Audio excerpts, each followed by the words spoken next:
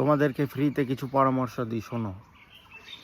তোমার কাছে যদি টাকা থাকে, ওই টাকা থেকে একটা মোটা অঙ্কের টাকা সেভ দিয়ে রাখো। সেভ দিয়ে রাখো এই কারণে, যখন তুমি বিপদে পড়বা তখন কেউ তোমাকে টাকা ধার দিতে চাবে না। আর যদি এই টাকা সেভ দেওয়ার জন্য তোমার বন্ধু বান্ধবরা, তোমার পাড়া প্রতিবেশীরা, মানে যারা তোমার আশেপাশে থাকে, তারা যদি তোমাকে কৃপণ বলে, মাসড়া বলে, বলুক, সমস্যা নাই। একটা সময় আসবে, ওরাই তোমার কাছে টাকা ধার চাবে। ওরাই তোমার কাছে টাকা ধার চাবে। যে জিনিসটা একেবারেই না কিনলেই না, ওটা কিনো। মানে বিনা প্রয়োজনে টাকা খরচ করা থেকে বিরত থাকো।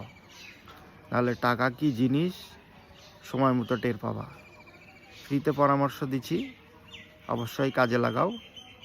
আর যারা কৃপণ বলবে বা আজে বাজে কথা বলবে, টাকা খরচ করে না, কিছু করে না, বলুক, সমস্যা নাই। একটা সময় আসবে, ওরাই তোমার থেকে টাকা ধার চাবে।